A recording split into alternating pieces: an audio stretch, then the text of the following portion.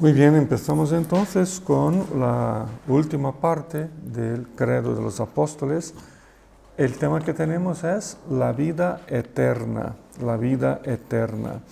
Bueno, si el infierno es todo lo malo que le toca a uno vivir aquí en esta tierra, en esta vida, pues entonces la vida eterna sería todo lo bueno que podemos disfrutar y tener aquí y ahora.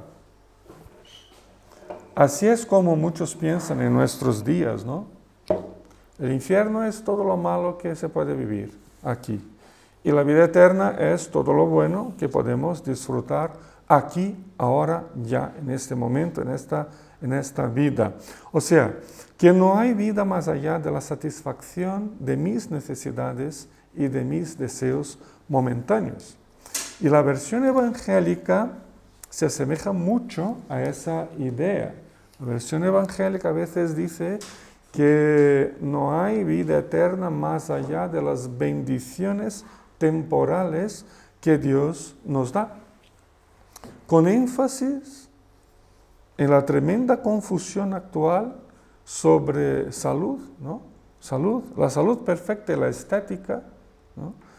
Entre el favor divino y la prosperidad material, y por ahí nos quedamos, ¿no? Si tenemos una perfecta salud, o sea, estética, ¿no?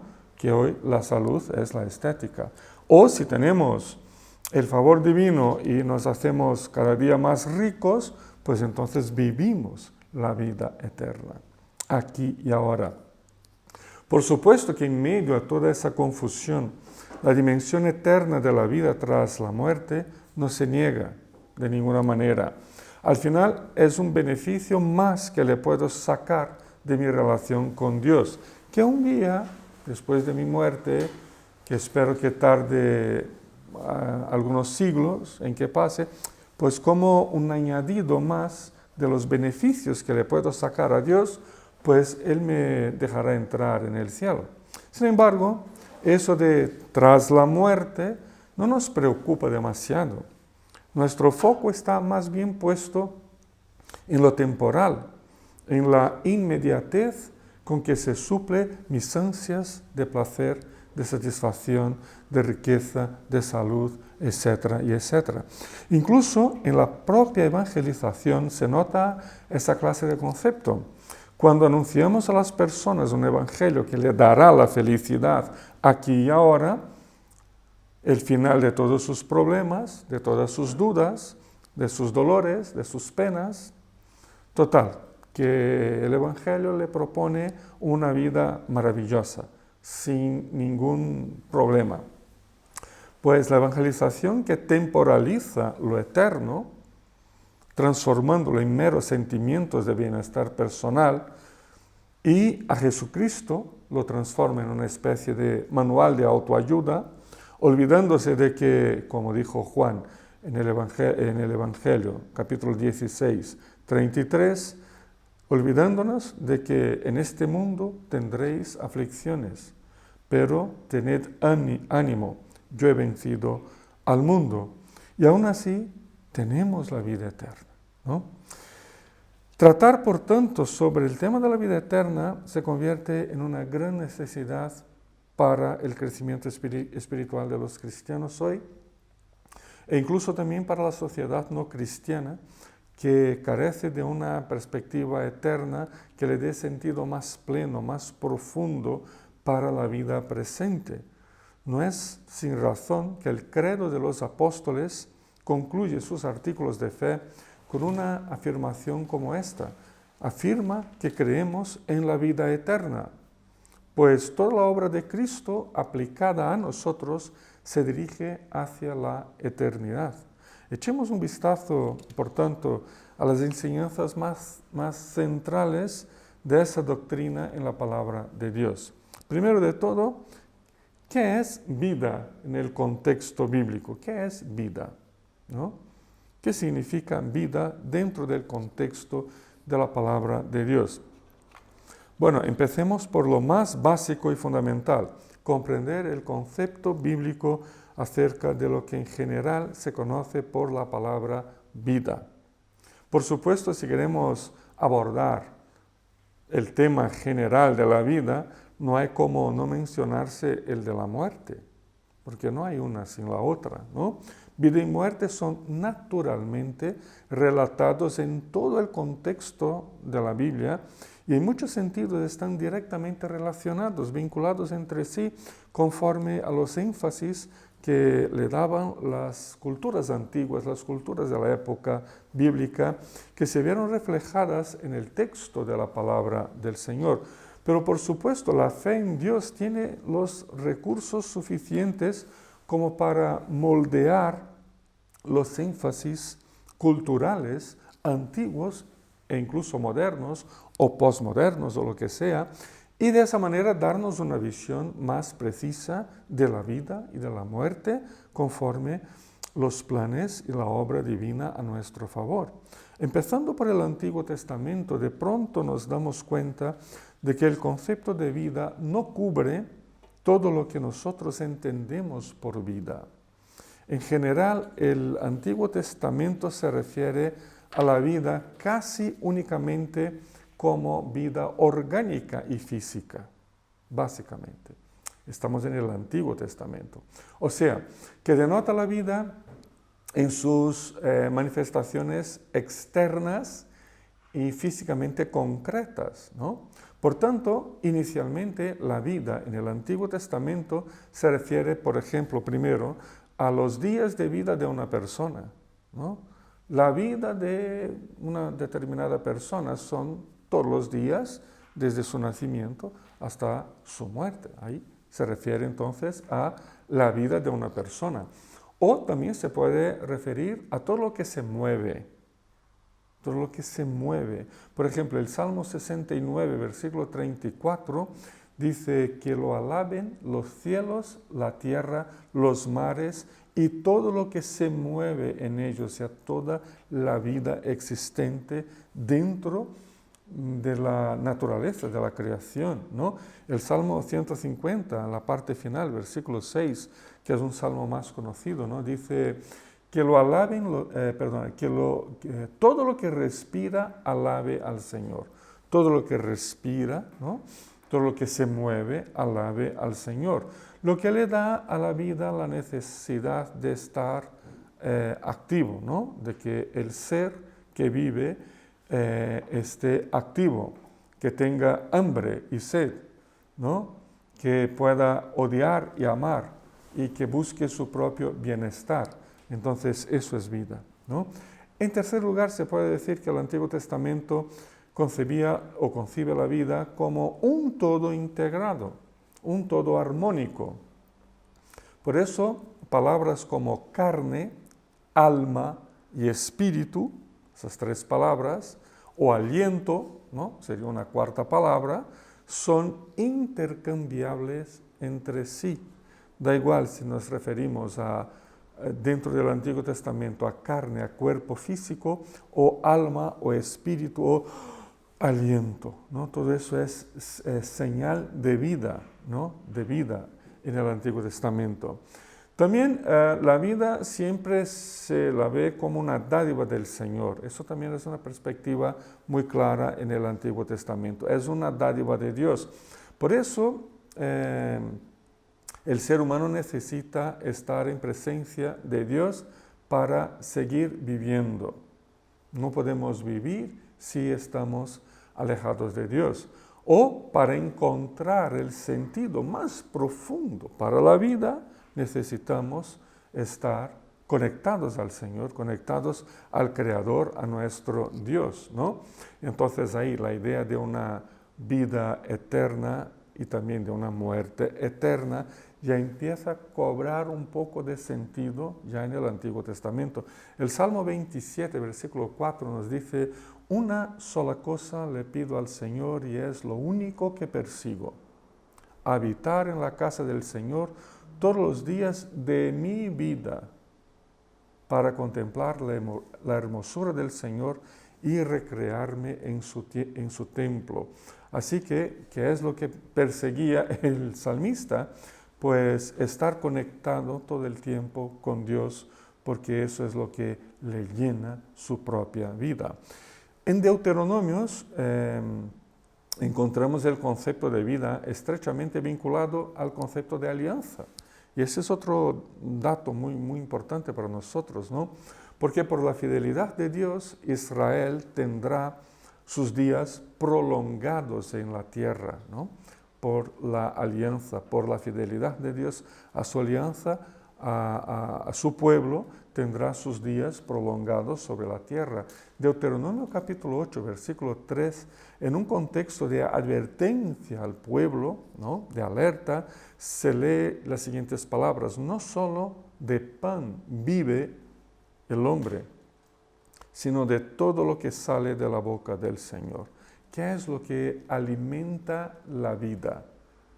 El pan y la palabra que sale de la boca del Señor, ¿no?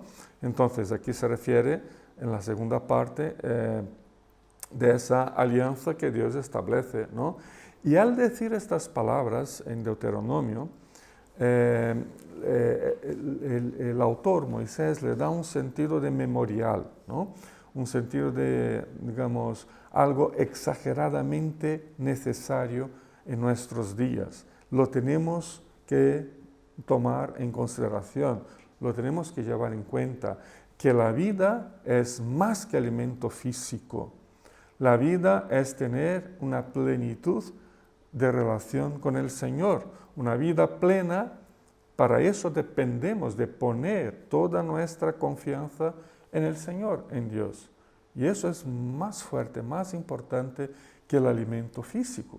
Y mira que el alimento físico es súper, súper importante, ¿no? Y ya ahora estamos pensando, uy, ¿qué vamos a comer? ¿No? Que ya nos queda como 1 hora y poco para la comida. Y ya nos estamos preparando. Pero la palabra de Dios que llena nuestro ser es más importante incluso que el alimento físico. Todo el capítulo 30 de Deuteronomio, donde encontramos un resumen de la alianza entre Dios, Moisés e Israel, ¿no? La alianza entre los tres ahí, pues ahí en ese capítulo vemos que la vida está vinculada fuertemente a la palabra de Dios, a la palabra de Yahvé, y exige del pueblo una conversión genuina y completa. Eso es vida, ¿no? Si nos convertimos genuinamente, completamente a Dios, pues disfrutamos de vida, de la vida con Dios. Cuando nos vamos al Nuevo Testamento, en especial en las cartas del apóstol Pablo y también en los libros de Juan, encontramos una doctrina ya más clara, más objetiva acerca de la vida. Obviamente que el Nuevo Testamento no niega estos elementos que hemos mencionado y que hemos sacado del Antiguo, no los niega de ninguna manera, más bien los supone y los amplía con la idea de que en contraste con la vida presente, en contraste con la vida que vivimos estos días, está la vida por venir, la vida futura. Marcos capítulo 10, 30, ¿no? Palabras de Jesús cuando dijo, recibirá 100 veces más en este tiempo casas, hermanos, hermanas, madres, hijos, terrenos, aunque con persecuciones, y en la edad venidera la vida eterna, ¿no? O sea, Él nos promete todo el sustento, todo lo que necesitamos para esta vida presente, pero nos garantiza que en el futuro heredaremos la vida eterna. Y como hablamos de Pablo, pues escribiendo su primera carta a Timoteo, capítulo 4, versículo 8, le dice a Timoteo y también a nosotros, ¿no? Dice, pues aunque el ejercicio físico trae algún provecho, la piedad es útil para todo, ya que incluye una promesa no solo para la vida presente, sino también para la vida venidera, ¿no? Entonces, cuando hablamos de vida, dentro del contexto de la palabra de Dios, tenemos que considerar esos elementos del Antiguo y del Nuevo Testamento. Segunda cosa, número 2, ¿qué significa la eternidad de la vida? El credo nos dice que creemos en la vida eterna, ¿no? no dice que creemos en la vida únicamente, ¿no? También en la vida, pero le da esa dimensión, digamos, eterna. Pues entonces intentemos entender el significado de esa eternidad que le pertenece a la vida. Nos referimos entonces ahora a la dimensión eterna de la vida humana. Y lo primero que tenemos que reconocer es que todos los seres humanos somos eternos por naturaleza. Hemos sido constituidos por Dios con la eternidad como parte de la esencia de lo que somos. Pero al usar la expresión vida eterna, nos referimos a algo más específico. Nos referimos a la eternidad como una experiencia de vida con Dios y no simplemente como la elasticidad de la vida al infinito. Tiene que ver con una experiencia permanente, infinita, de estar con Dios, de vivir con Dios, y no simplemente la elasticidad infinita de una existencia, que puede ser tan sin sentido como la propia muerte, si está destituida de un sentido, de un significado, de una experiencia permanente de estar con Dios. Por tanto, la vida con Dios es una vida que se rige por los criterios, por los valores de la eternidad divina misma. Solo hay sentido en la vida eterna de los seres humanos si la vivimos desde la eternidad de Dios. Eso es lo que Cristo quiso decir, creo, al afirmar categóricamente cuando dijo, he venido para que tengan vida y la tengan en abundancia. Eso está en Juan 10:10, ¿no? He venido para que tengan vida, pero no simplemente una vida que no se acaba eternamente, pero una vida que además de que no se acaba eternamente, se vive en abundancia, con peso, con significado, con sentido, con objetividad, una experiencia de estar permanentemente disfrutando de la existencia eterna al lado de Cristo y de Dios. Buscar, por tanto, una condición de vida humana que no considere adecuadamente la presencia ya ahora de la eternidad es una necedad, ¿no? Es una perdición, es algo necio no buscar esa vida que no considere la presencia ya ahora de la presencia eterna de Dios con nosotros. La vida que recibimos de Cristo, por tanto, está cualificada en todas sus dimensiones por la propia eternidad de Dios. El apóstol Pablo considera la vida eterna como una realidad profundamente afectada por la resurrección de Cristo. Su resurrección, un hecho consumado, ejerce el poder de la vida divina sobre la muerte humana, ¿no? La resurrección de Cristo es el poder de la vida de Dios que se imprime sobre la muerte humana. Para esto murió Cristo y volvió a vivir, o sea, para eso murió y resucitó Cristo, para ser Señor tanto de los que han muerto como de los que aún viven. Saco esas palabras de Romanos 14, versículo 9. Así, mediante su resurrección, Cristo se tornó el autor de una nueva vida para la humanidad, ¿no?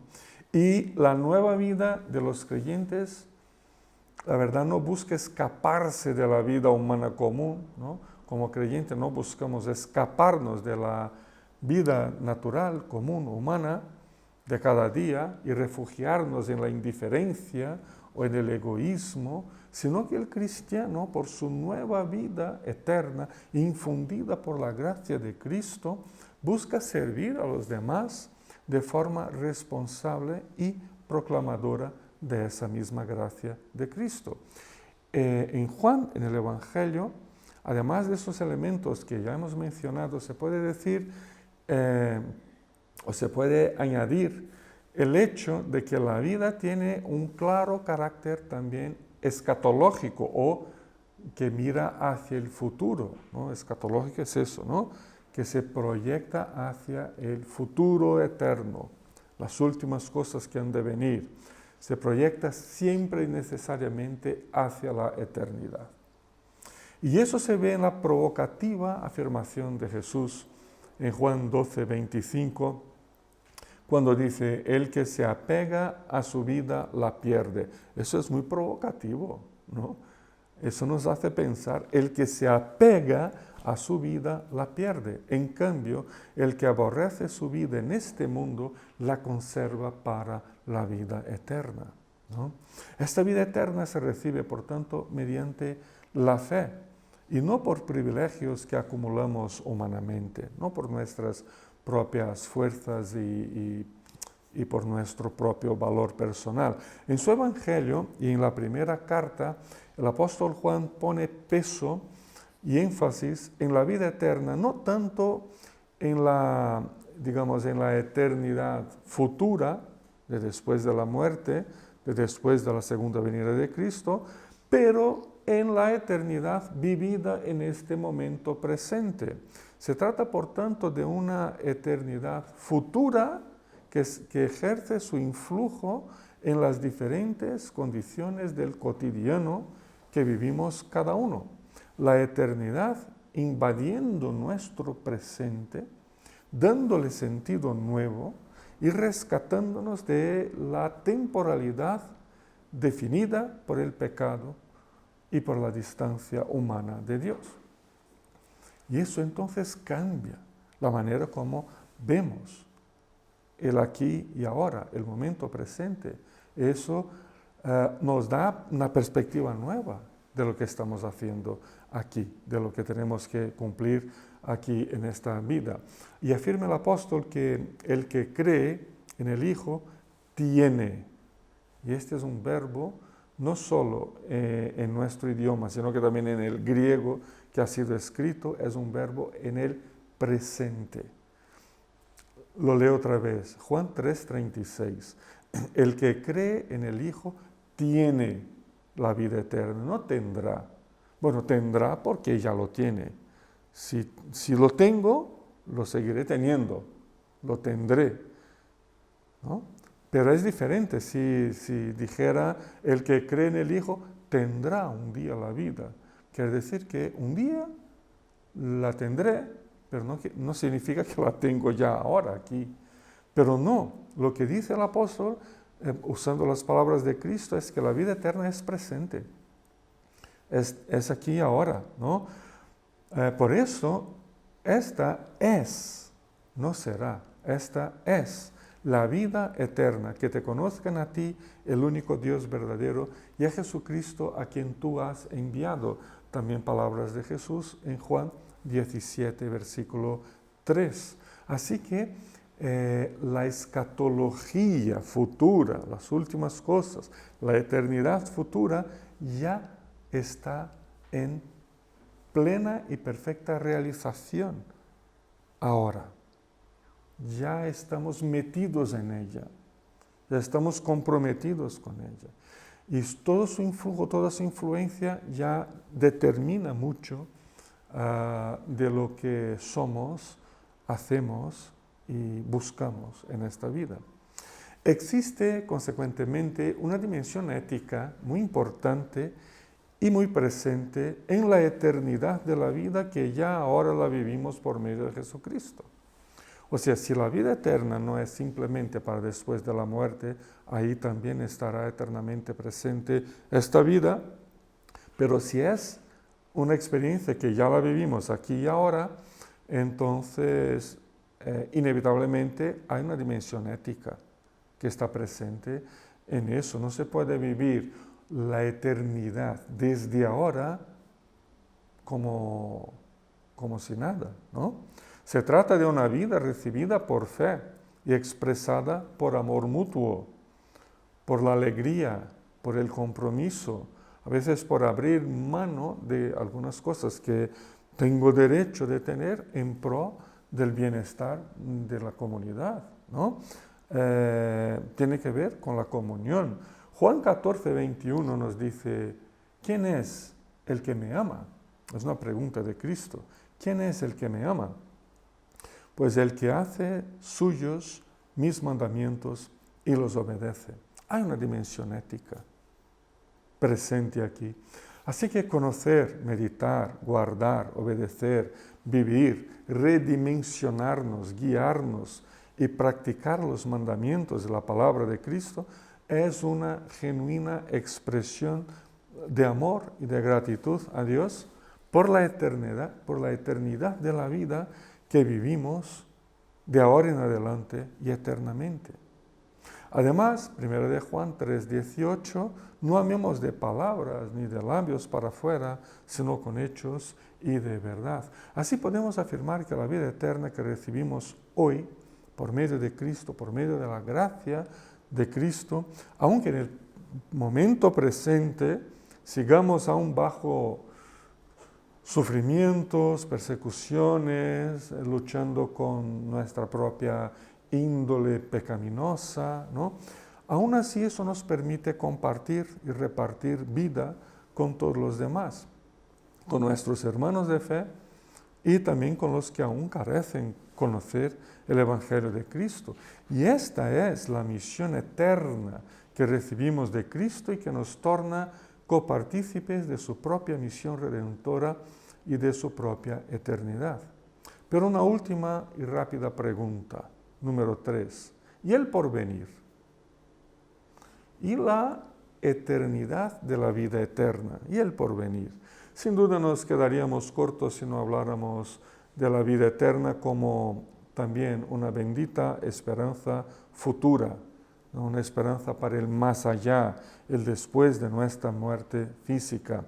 Cuando hablamos de una eternidad que por medio de la obra de Cristo invade nuestro momento y nuestra vida presente, cambiando su sentido más profundo, estamos hablando obviamente de la obra redentora de Cristo a favor de los seres humanos, que la recibimos y que la vivimos mediante la fe.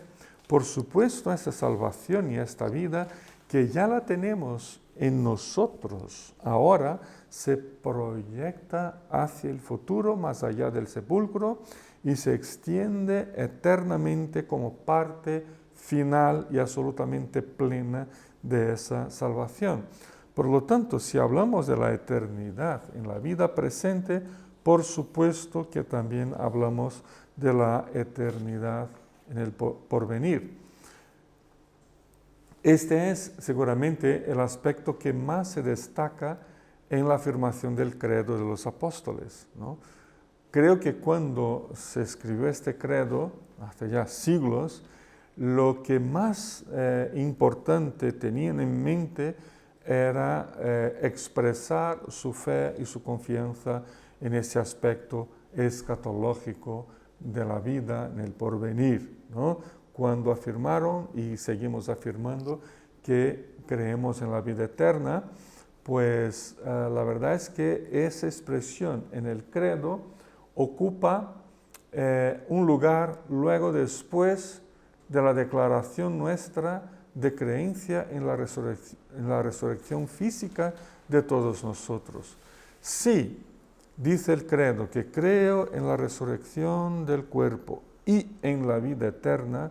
Por supuesto que lo que tenían en mente era la vida después de la muerte, la vida que vamos a seguir viviendo a partir de la resurrección, ¿no? Entonces, por supuesto que esa era la mentalidad del credo, pero ampliamos un poco y así tenemos más elementos para entender la eternidad de la vida.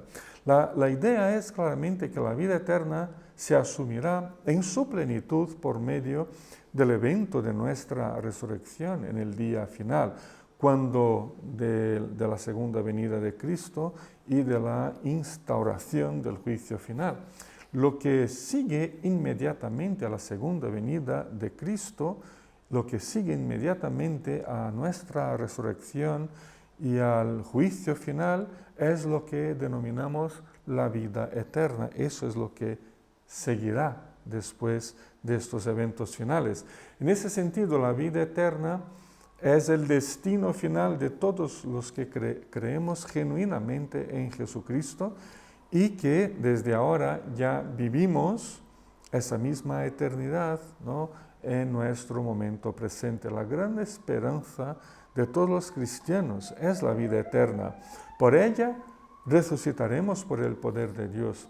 Nuestra esperanza es el vivir el porvenir para seguir sirviendo eternamente a Cristo de diferentes formas, en lo que llamamos popularmente el cielo. Al ser alcanzados por la gracia salvadora de Cristo en esta vida, estamos entonces destinados a vivir plenamente la eternidad a su lado. Ya no hay vuelta atrás si estamos bajo la gracia, ¿no? Ya lo que hay ahora es mirar fijamente al autor, iniciador, perfeccionador y consumador de nuestra fe, conforme Hebreos capítulo 12, versículo 2. Concluimos. Creer en la vida eterna es una creencia que conforma toda nuestra vida presente, en todas sus dimensiones. Nos ponemos bajo la eternidad comprada por Cristo para nosotros.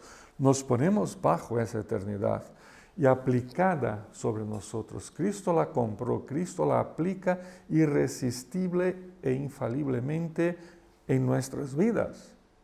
La eternidad, eso es gracia. Nos guiamos por la eternidad. Buscamos su sentido en cada texto de la Biblia Sagrada. La disfrutamos y nos llenamos de esperanza para esta vida y para la vida venidera. A veces pensamos, no tengo esperanza. La gente se acerca a nosotros y no tiene esperanza. Y es cierto que no tiene. Y a veces también nosotros, ¿no?, en determinadas circunstancias ya no hay esperanza, ¿no? Ya no hay donde agarrarse. No, sí que hay, ¿no? Nos agarramos a las promesas de la palabra de Dios y en la propia vida, en la propia eternidad de Cristo que nos ha sido infundida a nuestra propia vida. El credo nos da este último artículo de fe y nosotros lo leemos con la esperanza de que la eternidad se confirme a diario en todos nosotros y brote en la vida de muchos otros. Amén. Y hablando de amén, la próxima semana concluimos el credo de los apóstoles con la última palabra del credo, que es la palabra amén. Amén.